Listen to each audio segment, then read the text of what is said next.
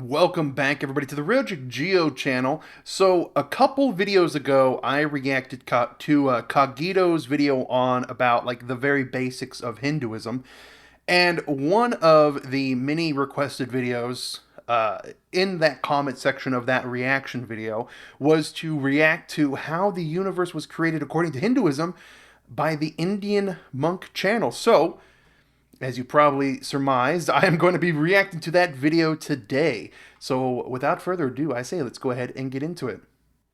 So from my understanding, Hinduism does believe that the universe is very ancient. It's kind of interesting how it kind of aligns with like modern day perceptions of science, with how the universe is ancient and old. There's even like multiverse style things inside of Hinduism. So hopefully this delves a little bit deeper on some of those concepts that I was introduced to in the other video. The universe is a mystery that has always puzzled mankind. How was it created? And who is responsible for creation? In Hinduism, there are many theories about how the universe was created in the earliest days. Let's explore some of them. In Hinduism, the universe is not one single entity. There are an infinite number of universes that are constantly being created and destroyed. So that multiverse theory, the string theory, is the string theory even a thing anymore? Or is it more of just like a standard multiverse type of thing? I don't know. In other words, we live in a universe that belongs to a multiverse. Our Right universe there. will ultimately die, but the multiverse lives on. I mean, that Lord is Vishnu is a personification what it of this is. multiverse. According to Hinduism, Lord Vishnu was asleep in the cosmic ocean of all causes before the creation of the universe. His bed is a giant serpent with thousands of cobra-like hoods. The universe was created in a triad of roles: creator, maintainer, and destroyer. Lord Vishnu is the maintainer. Lord Brahma is the creator. Lord Shiva is the destroyer. And a lot of people explain this a little bit more to me in the comments as well. So I'm always open to comments. I'm always trying to read the comments. Even if I don't necessarily reply to a comment, I am trying to read through all the comments. It's just with this channel getting so many more views, it is a little daunting replying to every single comment. But I am trying to read. I am trying to reply. So I do greatly appreciate that. And yeah, a lot of people were explaining exactly this in the comments before, so this is great. The universe was created through the actions of Lord Vishnu, who slept and let a lotus bloom from his navel. The lotus stem represents the Interesting. creation of the universe, while Brahma is found at the flower's center and represents the creator. The time it takes for one universe to be created and the next one to end is also the duration of one breath of Lord Vishnu. When he exhales, thousands of universes come into being and a new Brahma is born in each one. But when Lord Vishnu inhales, all universes get sucked in and Brahma dies. Lord Wow. Brahma represents the universe that we live in. He creates all life forms and is responsible for the physical world that we live in. Lord Vishnu is the personification of the eternal multiverse. He is responsible for the continuation of life in all universes. Brahma is the representation of our temporary physical universe, while Vishnu is the representation of the eternal multiverse that exists forever without any beginning or end. Interesting. The current universe represented by Brahma is not permanent. In fact, it's quite temporary. Brahma only lives for 100 years and then he dies and a new universe will be born. Now, let's talk about time measurements. Brahma lives for 100 years and each year of Brahma has 360 days. And we are currently on the first day of the 51st year of his reign. There are days. Wait. So 100 years. Each year has 360 days. 51st year of his reign. I'm very confused. Interesting. Okay. Currently on the first day of the 51st year of his reign. There are day and night. During the day, Brahma creates life, and during the night, all life he created is absorbed back into him. Therefore, we will only be there for this day of Brahma, which is the first day of his 51st year. But don't be sad. Oh, Let me I promise you understand. I that understand this is what's going quite a on. Okay. long day. Yug, large units of time. Think of yug as a unit of time that is measured in thousands to millions of years. The Vishnu Puran, an ancient Hindu text, has details about these yug measurements. A Mahayug is made up of 4 sub-yugs that are distributed in the ratio of 4:3, 3:2, 2:1.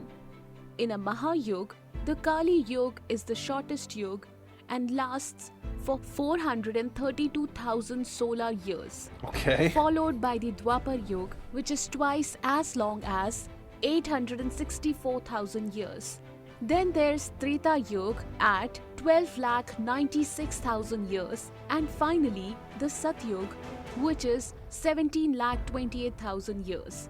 So in all, a Mahayug on Earth lasts for 4.32 million years. Interesting. Manvantar. Interesting. Okay, so yeah, I understand where this is what they're getting at with this. So I guess a little bit of backstory. If you didn't see my other video, I guess I would be what would be considered as agnostic, right? I don't necessarily believe in any religion, but I do have like some spiritual beliefs. I am in the camp of I believe there might be something, but I'm just not sure what that something else is. And I'm always open, right? I'm always open. I've looked into different religions before. I've looked into many other different religions, and I've never looked into like Hinduism or Buddhism or anything, Jainism, anything like that from India, because of course I haven't I haven't really looked into India stuff before 6 months ago. But yeah, no, it's interesting how a lot of what I've learned about Hinduism so far kind of aligns with what I've always thought when I was going through like my meditations prior, my thought processes. Because sometimes I just sit down on the floor, lay down on the floor, something like that, and just think, right? I think about the universe. So, and why I'm talking about this is this right here specifically, like with the duration of time, right? The extension of time. In the Bible, like God created the world in 6 days, and the seventh day he rested, right? And people take that literally, but I've always grasped it as what is the measurement of a day for God, right? In the Christian Bible, it's like it's not necessarily how we perceive a day. A day for God could be a billion years, right? So yeah. Anyways, I paused there. We're gonna continue the video. The next major unit of time after a Mahayug in ancient Indian text is called Manvantar. At the beginning of a Manvantar, new life forms are created, and at the end of it, those life forms are destroyed. This is how the cycle of life goes on in the ancient Indian Oh, texts. interesting. Okay, so that's the explanation for like the mass extinction events. One Manvantar is Interesting. said to last for 71 Mahayug, or 71 multiplied by 4.32 million years. This works out to be around 306.72 million years in total. Interesting. According to these ancient texts, all life on Earth will eventually be destroyed after 306.72 million years of evolution. Wait. So is evolution like a belief in Hinduism then? Interestingly, around 252 million years ago, the Earth experienced its largest mass extinction event. Most species on Earth were killed. including nearly 90% to 96% of all insects. This was also the only mass extinction period of insects on Earth. So this is in reference to like the last major extinction event that like killed off the dinosaurs, right? And they portrayed that via the asteroid hitting the planet and destroying the planet. Although I do want to say a lot of recent studies just to correlate it back into India, crazy I know, right? But the India plate, the Deccan traps, is theorized that the Deccan traps, the eruption of the Deccan traps release so much CO2 emissions and like this poisonous, hazardous fog, that is actually what triggered the mass extinction. That is a theory that has been put out there and has been backed by a lot of credible sources. I would of course have to try to go and find those for you, but I definitely could. But yeah, so it's it's theorized that was actually the catalyst that started the mass extinction, and then the meteor hitting actually was just the last little push the extinction needed to finish everything else off. But yeah, that ties back to the Deccan traps, which of course was underneath India and created the Deccan plateau between the Ghat mountains. Anyways. After each mass extinction of life forms, there is a period of recovery called Sandhikal. This period lasts for one Satyug or 1.728 million years. According to the latest estimates from modern science, it is believed that it took around 10 million years for life on Earth to recover after the Permian-Triassic extinction event. As you can see, it took our planet 10 million years to get back to its feet after suffering the greatest mass extinction in history. Kalp, Day of the Brahma or Universe. The universe has a day too. Just like our day on Earth is called Kalp, the time period for one Kalp is said to be equivalent to 14 Manvantars and the Sandhikal. So, there are 14 Manvantars and 15 Sandhikals in a Kalp. During the Sandhikal before the first Manvantar, no life has evolved yet.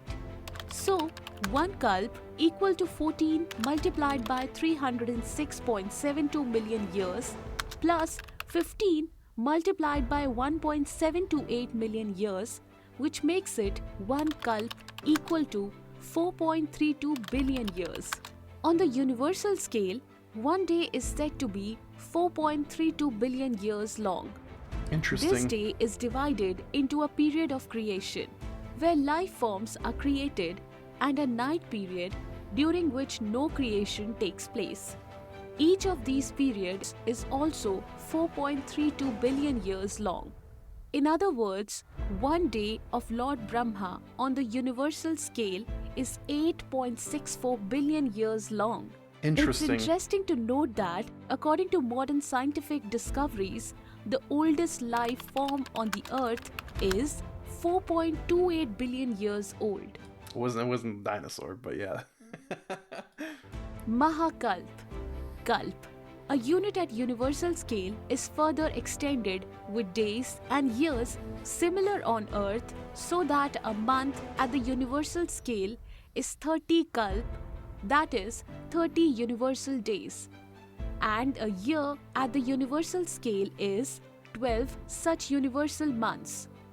This enables life forms to rise and fall in accordance with the karma they have earned.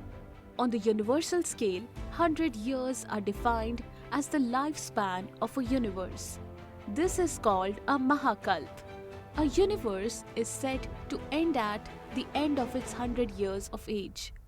So, the lifespan of an entire universe is 8.64 multiplied by 30 multiplied by 12 multiplied by 100 billion years, which totals to around 311.04 trillion years.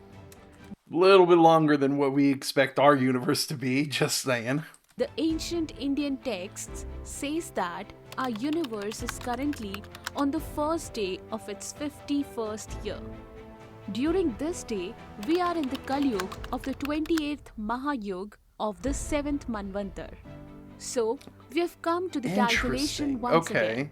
According to ancient Indian texts, the age of the universe is 50 universal years plus 6 Manvantars plus 7 Sandhi Kal plus 28 Mahayug. 50 universal years equal to 8.64 multiplied by 30 multiplied by 12 multiplied by 50 billion years equal to 155,520 billion years. It's quite a 6 bit, because Manvantars. so the modern science believes the Earth is what 14, 15 billion years old right now currently. But in Hinduism, it's 155,000 billion years old. That's wild. Just can you imagine like the scale of that time? 6 multiplied by 306.72 million Or it's years even more, yeah. equal to 1840.32 million years. 7 Sandhi Kal. 7 multiplied by 1.728 million years equal to 12.096 million years. 28 Mahayug.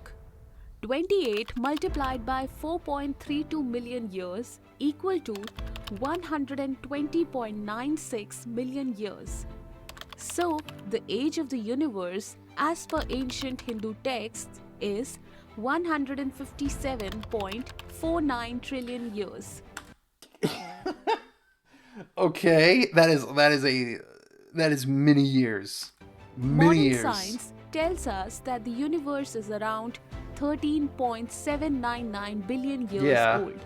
However, ancient Indian texts predict a much longer timeline. Ancient Indian texts says that the age of the universe is around 311 trillion years. This video is only an attempt to appreciate the great scale of time on which ancient Indians were working. They were thinking on a vast scale of time, like beyond like the feasible measure of the human mind, right? That's wild. That's crazy. We do not come across any other ancient civilizations No, that talk yeah. in terms of billions Not at or all, trillions of yeah. years of calculations with specific names given to such large periods of time. Like the famous American cosmologist What Carl did he Sagan say? said in his book Cosmos, the Hindu religion is the only one of the world's great faiths dedicated to the idea that the cosmos itself undergoes an immense, indeed an infinite, number of deaths and rebirths. It is the only religion in which the time scales correspond to those of modern scientific cosmology. Its cycles run from our ordinary day and night to a day and night of Brahma, 8.64 billion years long, longer than the age of the Earth or the Sun, and about half the time since the Big Bang.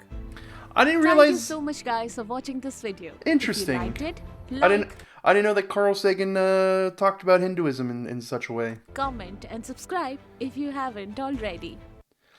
This was a very interesting video. This was a very interesting video. I like that. I like this video. It is interesting, man. It is interesting because I've always it's funny because when I watched the last video, I saw a lot of what I like, the self insight, like looking in on myself and trying to perceive the world, the universe around me. I saw a lot of it. Saw a lot of similarities with in parallels with things like with the Hinduism, which is it's interesting. It's very interesting. Of course, not not the names or the deities or anything like that, but like their overall arcing concepts, and it's interesting. It's very interesting. I like it. It's something I want to learn more about. I want to read a little bit more about. I definitely do. Um, all right. So I do want to go ahead and read some comments here. It's crazy how the Hindu concept of the universe is so scientific. Exactly. If it is so advanced, so we got to ask ourselves: was there an advanced civilization out in the cosmos? Ancient astronaut theories will say yes, of course. Ancient astronaut theories, of course. How could we forget aliens? Aliens with the spiky hair everywhere. Um, well, yeah. I mean, I do know the ancient astronaut theories like to talk about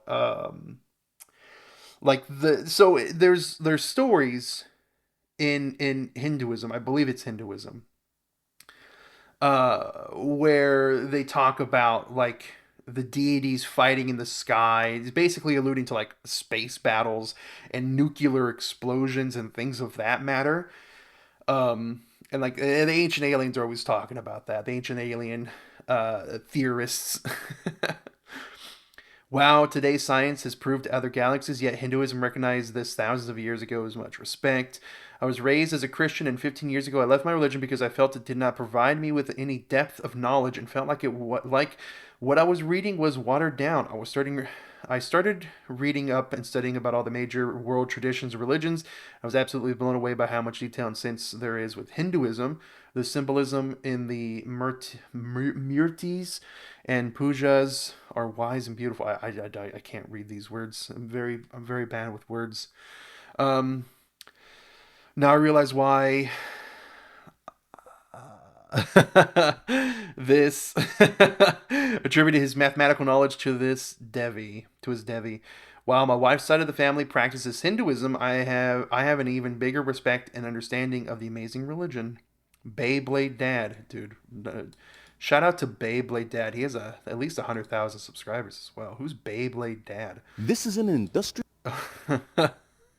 He talks about Beyblade. Surprise, surprise. Beyblade Dad here. Holy heck. Sorry. This is an. I find a lot The of universe. YouTube channels by going in and reading the comments of some more major videos. It stood out to me. My grandma used to say that. Oh my goodness, these words, dude. I have really bad. I can't. It's hard for me to speak, and it's hard for me to read as well because I have like this some form of dyslexia, so it's difficult. But I'm gonna try. An anuvanavula tri murtulu unataru, which means each atom has trinity in it, but I never took her seriously. But in my school, when I learned that an atom has three fundamental particles, then I was amused. Please cover a video on Kanastatharam, science of atoms, of the Vedic culture. So fortunate to be born in Hinduism, we have been brought up listening to these stories from our grandmothers and ancestors, beautifully carved out by you guys. Thank you for giving this much respect and awareness about our ancient texts. Um, okay, I'm just gonna scroll down because I'd like to see some stuff, a bit further back. Wow, it's a very interesting video. I love Hinduism. Also, I like this video very much. Thank you for giving such information. I cannot believe that our ancient civilization is much more advanced than today. Well, I don't know if I would say that. Everything is cyclic, so nothing is ancient. No, our ancient civilization was not more advanced than our current civilization. Have you not been charmed by this video? Mythology and science are being merged freely and without any logic or reason into mythoscience. Who is there to challenge this nonsense when there are so many of us to lap up every word because it gives us pride to think that our ancestors were so great? Do you really need this to make you feel proud of your religion? Hinduism already has true superior philosophy. Delve into that, not this BS. Have you heard of Harappa and Sidhu civilization? Even we copied them. What are you talking about? What have those civilizations got to do with mixing up mythology and science? This video is only spreading falsehood about Hinduism. Hinduism is a great religion, but we shouldn't mix mythology with science. But I don't know. You should always correlate, some things because you can almost think of a lot of these religious texts as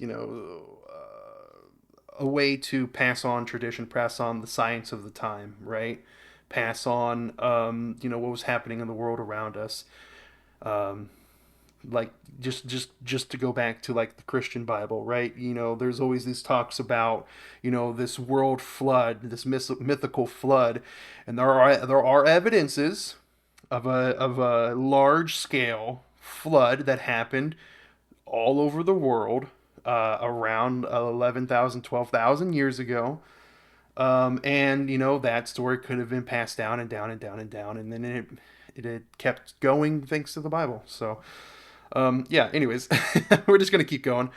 Um, Fascinating. This is crazy. Proud to be part of this civilization. Wow, this means that our universe has just under 150 trillion years to go before dissolving. Amazing. Thumbs up. For well documented video, scientific and Vedic calculations are surprisingly close. No, I think the video was saying that this is the end, right? I'm confused. My kid brain cannot comprehend this. Just for your curiosity, I'll tell you the fact. The god Vishnu, which looks like a human forms, tell you in Vedic. I thought that we were on the last year. Were we not on the last year? No, we were halfway through. We were on the 51st year according to Hinduism, and there was 100 years. So yeah, so there's still, according to Hinduism, 150 trillion years to go before our universe is destroyed. Okay, okay, okay, okay.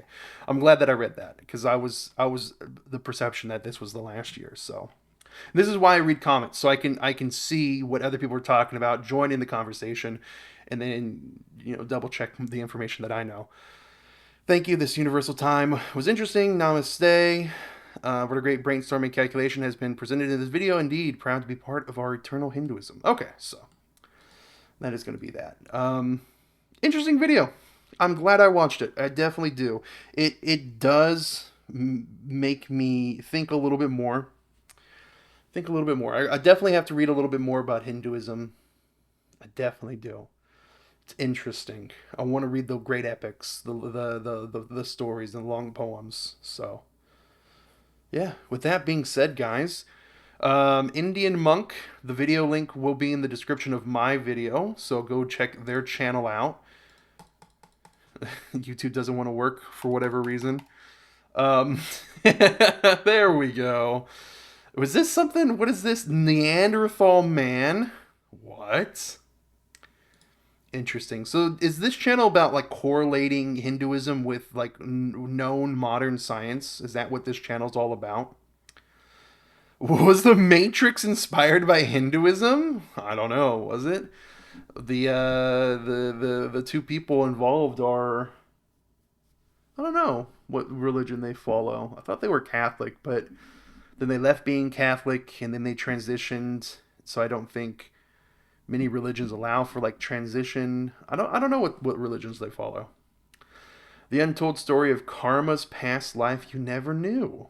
Decoding the secrets of democracy hidden in Rigveda. Huh. Interesting. I'm gonna have to watch some more of this. If there's anything in particular that you want me to react to or look at, let me know. I have so I have.